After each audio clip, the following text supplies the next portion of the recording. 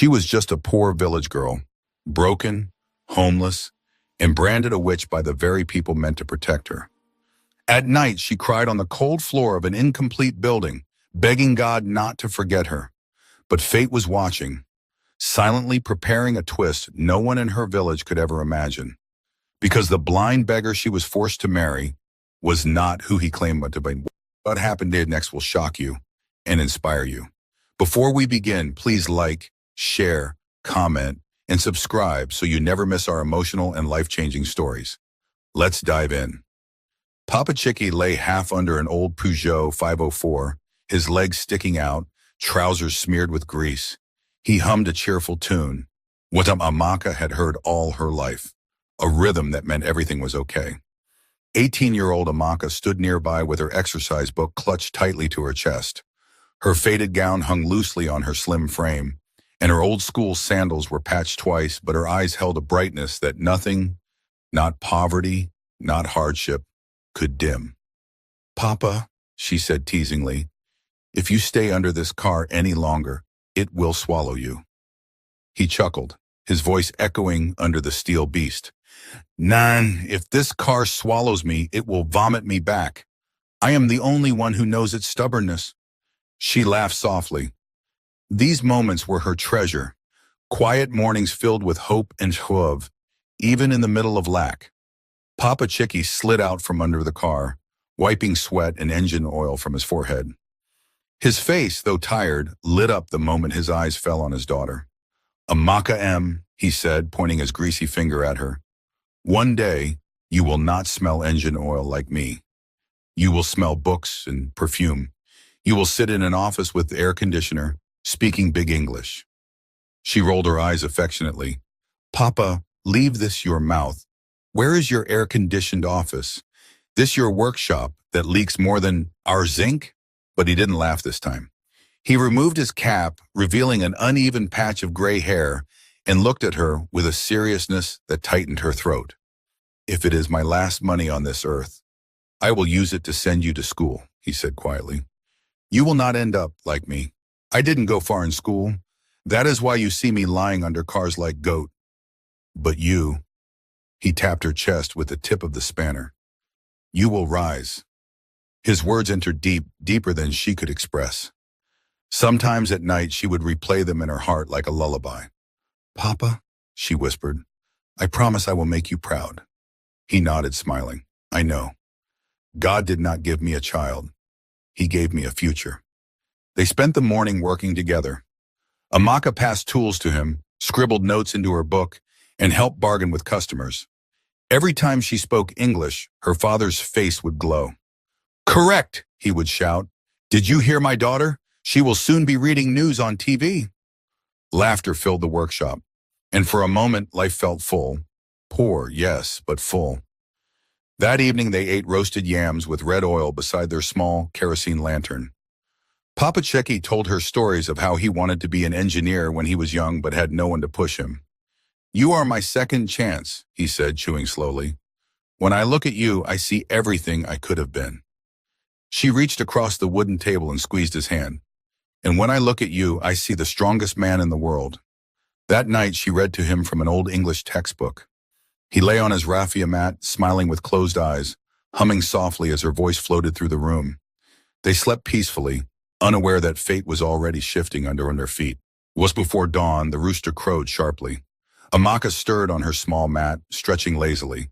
The room was dim, lit only by the last flicker of the dying lantern. Something felt strange. Too quiet, too still. "Papa?" she called softly. No answer. She sat up. The workshop radio was silent. The soft morning cough her father always made did not come. Her heartbeat quickened. "Papa?" she said again, louder. Still nothing. She crawled towards him and touched his arm, cold, too still, too stiff. "Papa," her voice cracked. "Papa, wake up. It's morning." She shook him gently, then harder. "Papa, Papa, please wake up." Her cry split the room like lightning. Neighbors heard. Doors flew open. People rushed in with lanterns, their faces half lit and frightened. A woman pressed 2 fingers to his neck. Another touched his chest. Then came the whisper that stabbed her heart. He is gone. Amaka clutched his lifeless body, wailing. Her tears soaked his shirt. She shook him violently. You promised me. Papa, you said you will send me to school. Papa, don't leave me. But death is a thief that never returns stolen things. The women pulled her away gently as the men covered his body. By midday, the cheap wooden coffin was hammered together. Neighbors gathered under the mango tree, murmuring prayers, offering shallow consolations. They lowered him into the earth as Amaka screamed, trying to climb into the grave. Let me go with him. He was my only family. Papa, Papa, please. Men held her back as dust fell on the coffin, muting her hope, silencing her dreams. Uncle Emmanuel stood at the side, wiping fake tears, his eyes narrow and calculating. As the last sand was poured, the wind carried away her father's dreams, and fate opened a new chapter she never asked for. That evening, Amaka sat alone outside the empty workshop. The tools were silent. The scent of engine oil lingered in the air like a memory refusing to fade. She hugged her knees and whispered into the coming darkness. Papa, how do I live now? Where do I go? What do I do without you? But the sky offered no answer, only the distant footsteps of a man she did not see, a shabby figure leaning on a walking stick, with dark glasses covering his eyes. He paused near the workshop, listening to her soft sobs. Then slowly, silently, he walked away. Her story had just begun. The days following Papa Chicky's burial moved like slow, heavy clouds, thick with grief and whispers. In a village like Umuaghara, nothing stayed secret for long. Death brought sympathy for one day and suspicion for the next. At first, neighbors came with plates of rice, leftover meat, small words of comfort. But by the third day, the plates stopped coming. The sympathetic faces vanished. And in their place came murmurs Amaka pretended not to hear. Chicky was strong yesterday, oh. How did he just die like that? Something is not ordinary. That girl, always reading book. Who knows what she is doing in the night? Amaka tried to shut their voices out. She swept the compound, washed the plates, cleaned her father's workshop one last time. When evening came, she forced herself to sleep, hoping that her uncle, Emmanuel, would keep his promise and take care of her. But by the fourth day, the mask of kindness began to fall. Uncle Emmanuel lived in a compound with 2 wives, 5 noisy children, and enough farmland to feed his family. When Amaka arrived with her small bag and swollen eyes, his first wife, Auntie Beauty, welcomed her with a stiff smile. Come in, Amaka. You can stay in the small room near the kitchen, she said, avoiding eye contact. Amaka bowed her head gratefully. The room was tiny, barely large enough for a mat, but to a grieving girl it felt like shelter. She swept it, spread her raffia mat, and whispered a prayer of thanks. She wanted to be helpful. She cooked, swept, fetched water from the stream, washed plates, and helped plait the younger girl's hair. She forced smiles even when her heart felt like a broken calabash. For a moment she thought maybe, just maybe, she could survive. But Uncle Emmanuel's eyes followed her with a strange intensity, like someone studying a riddle. One evening after she had washed the plates, she heard voices leaking through the thin mud wall of her room. Auntie Beauty's voice trembled. Emmanuel, the girl has been working since morning. Leave her to rest.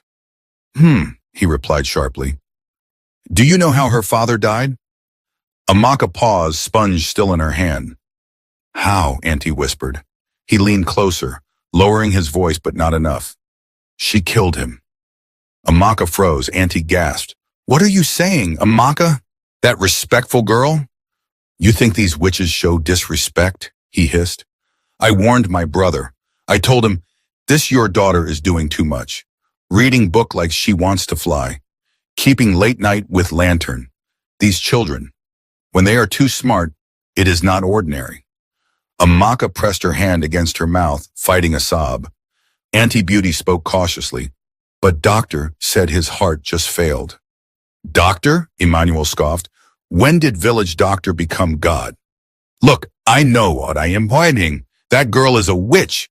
She drained her father's life with her stubbornness. Amaka stumbled backward, tears streaming silently. A witch? She had cared for her father until his last breath. How could they turn her love into wickedness? She cried quietly that night, burying her face in her wrapper so no one would hear. 3 days later, things grew worse.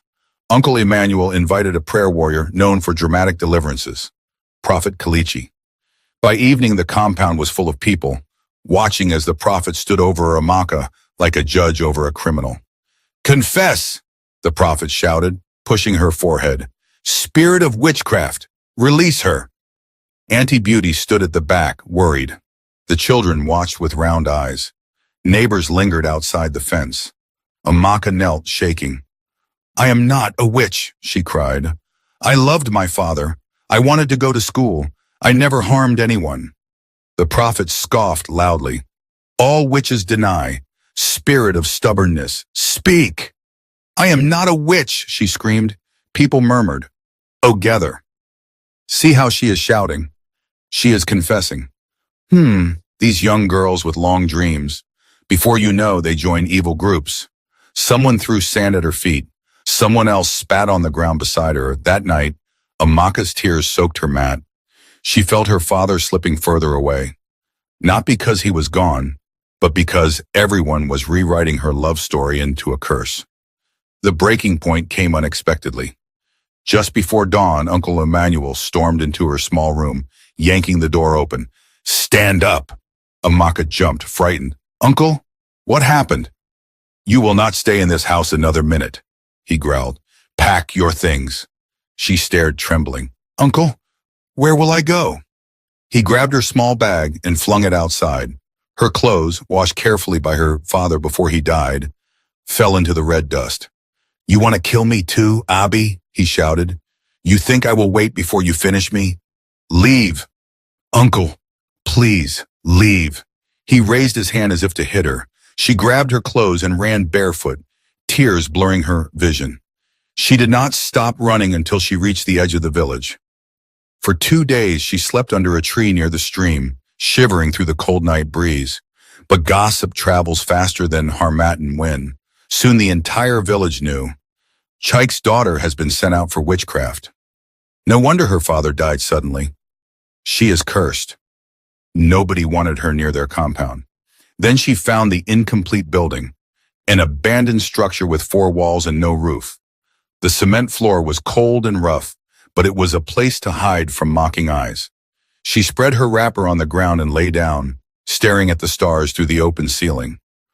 Hunger gnawed at her stomach, but the pain in her chest was worse. "Papa," she whispered, "you left me in a world that hates me." But survival is stubborn. Amaka forced herself to work. She woke before dawn, tying a piece of cloth around her hair.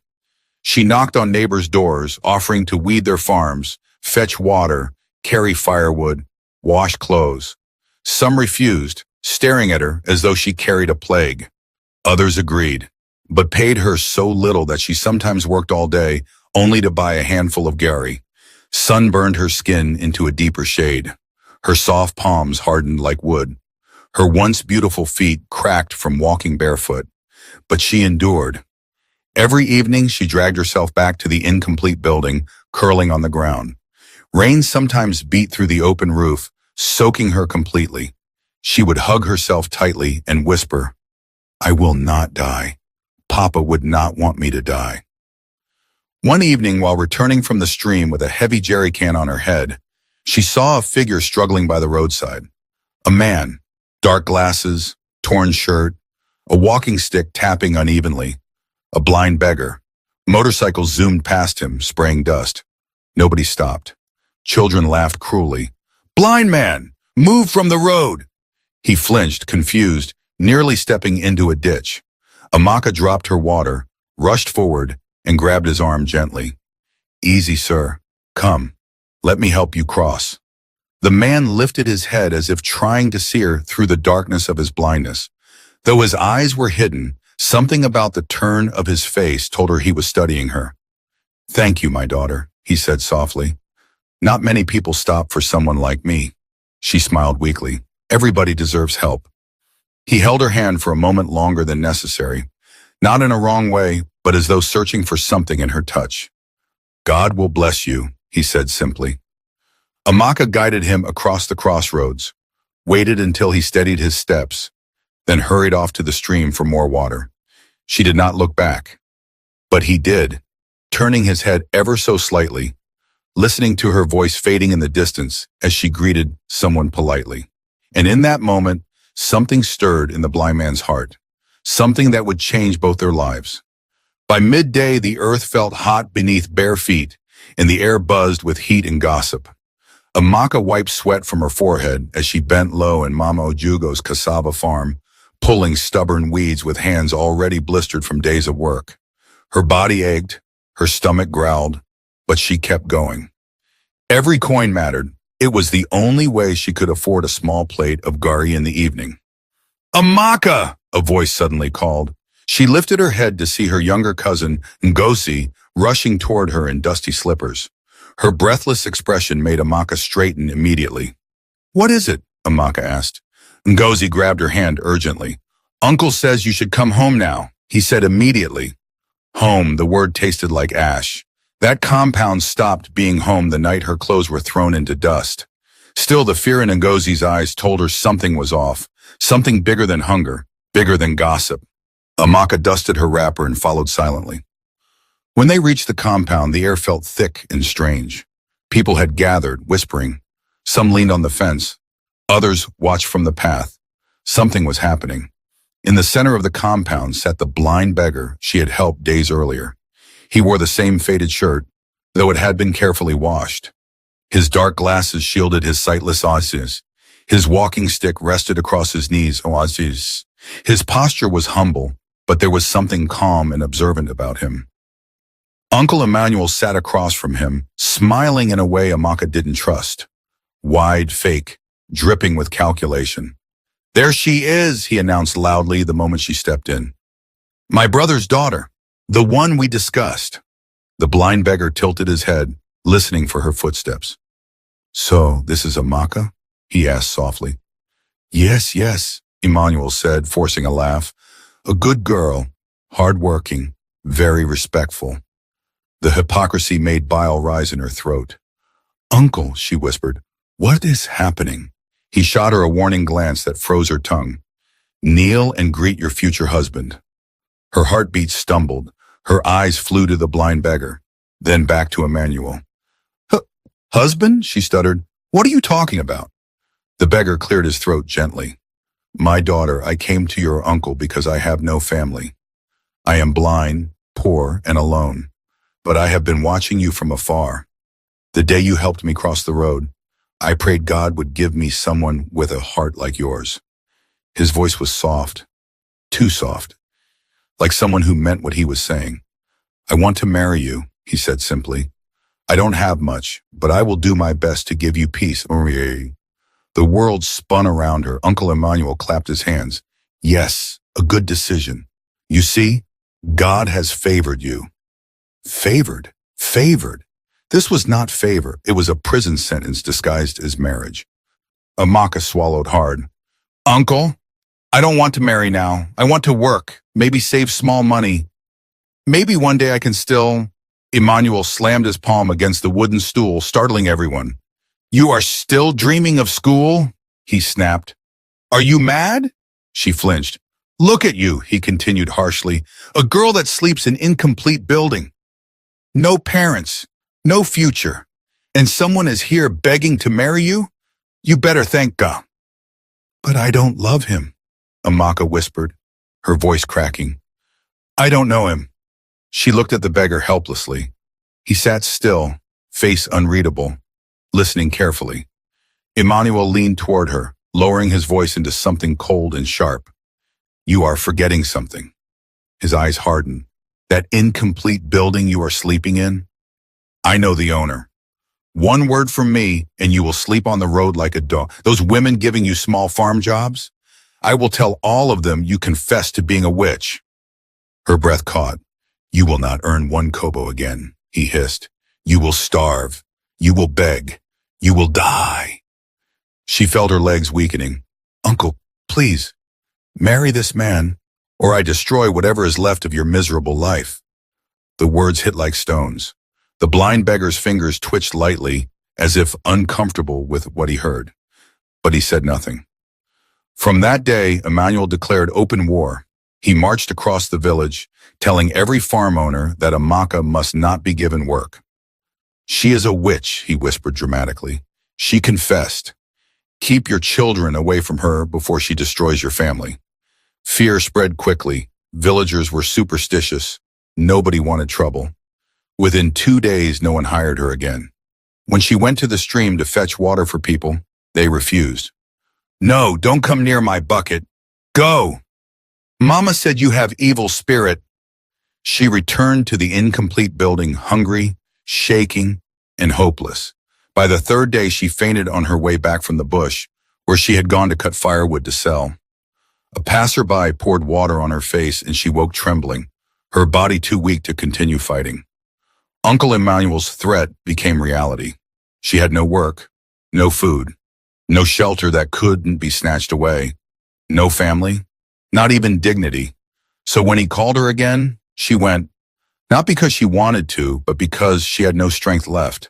When she entered the compound, the blind beggar stood there with his cane, listening for her footsteps. Emmanuel folded his arms. So what is your answer? She looked at him, at the blind man, at the sky, anywhere but her broken reflection inside her heart. If this is the only way I will have peace, her voice trembled. I agree. There was silence, then the beggar lifted his face toward her. His voice was gentle. Are you sure, my daughter? I don't want to be a burden. She bit her lip. My life has already become a burden. I just want rest. Uncle Emmanuel grinned triumphantly. Good, the wedding will be small. After all, who will waste money for a girl like you?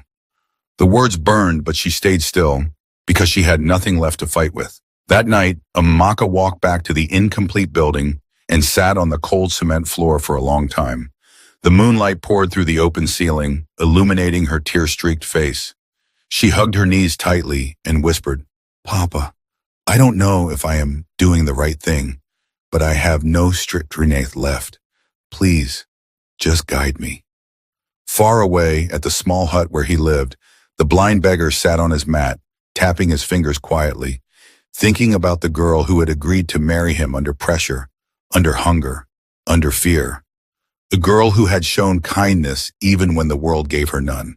He leaned back and whispered into the night, God, if I am right about her, let her not regret this choice. The village slept, but destiny was just waking up. The morning of Amaka's wedding arrived quietly, without celebration or joy. Harmattan winds swept across Umuogara village, carrying dust that clung to clothes, faces, and broken dreams. While other brides were awakened with songs and ululations, Amaka rose alone in the incomplete building, brushing sand from her wrapper as she prepared to marry a man she barely knew. She walked to her uncle's compound slowly, her heart heavy. The borrowed lace gown she wore had once been bright blue, but now it was faded, patched at the side and slightly loose. She tried to smile at herself in the cracked mirror, but the reflection felt like a stranger. By the time she reached the compound, a small crowd had already gathered. Women leaned on their hips, whispering loudly, their voices mixing with the sound of pots clanging and chickens running across the yard. So this is how Chick's daughter ended up? Marrying a blind beggar? Pride goeth before fall. Amaka kept her eyes on the ground. Underneath a small mango tree sat Brother Jude, the blind beggar. He wore a neatly washed shirt and simple trousers. His dark glasses hid his eyes, and his walking stick rested by his side. He sat quietly, calm, almost graceful, a stark contrast to the chaos around him. The village elder cleared his throat and signaled for the ceremony to begin. There was no music, no decorations, and no canopy, just a wooden tray with kola nut and a pot of smoky jollof rice cooking at one corner. Amaka, daughter of late Chike, the elder intoned, do you agree to take Jude as your husband, to care for him and walk with him in life? Her father's voice echoed in her heart. One day you will smell books, not engine oil. A tear slipped down her cheek. I agree, she whispered. The elder turned to Jude. Brother Jude, do you agree to take Amaka as your wife? I agree, he replied, his voice soft but steady. The elder blessed the kola nut, broke it, and prayed for their union. The crowd responded with a lukewarm, Issei, as if attending a ceremony they did not believe in. Uncle Emmanuel beamed proudly, shaking Jude's hand as though he had arranged a royal marriage. My brother's daughter is now a wife, he announced loudly. God has saved her. But Amaka knew he was celebrating his control, not her blessing. After a simple meal of rice and sachet water, the small reception ended. No music, no dancing, no joy. Jude gently tapped around with his walking stick and found Amaka's hand. Wife, he said softly, let's go home. A lump rose in her throat, but she nodded. She guided him slowly down the dusty road to the house he lived in, a tiny mud house at the far edge of the village. The compound was quiet. The room inside was simple but clean.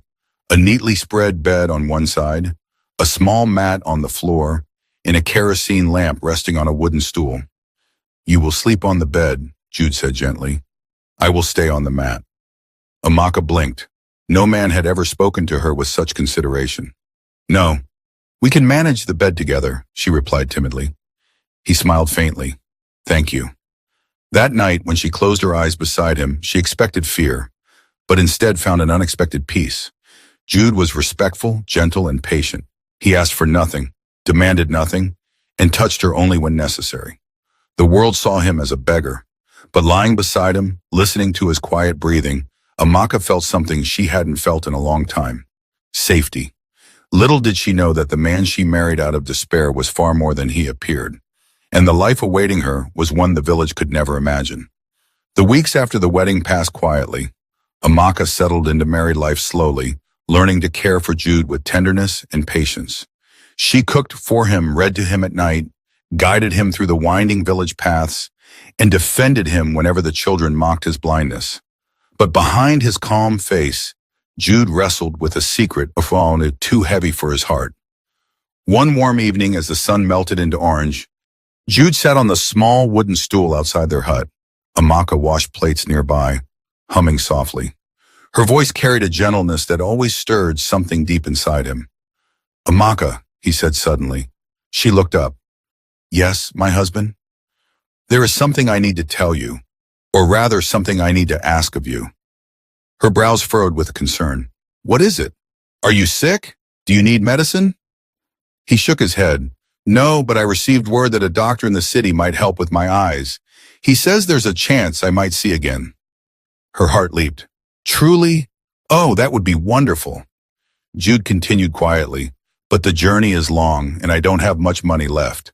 Still, if you go with me, maybe God will help us. She didn't think twice. I will go with you, anywhere. A soft smile crossed his lips. Thank you. They left the village the next morning in an old bus. Amaka held his hand the entire trip, steadying him whenever the bus bounced on potholes. Dust blew into the bus through broken windows, but she didn't complain. When they arrived in the city, Amaka's eyes widened. Tall buildings glistened under the sun. Cars zoomed past at frightening speed. Everywhere felt loud, busy, powerful, nothing like the quiet paths of her village. But what amazed her most was how Jude seemed to know exactly where he was going. Turn left here, he told the driver. No, take the main road, he insisted. Yes, stop at that tall gate with white pillars. Amaka frowned. Husband, how do you know this place so well? He only smiled. Someone described it to me long ago. When they reached the gate, 2 security men stood guard. To Amaka's shock, they recognized Jude instantly. Welcome, sir, they greeted, bowing respectfully.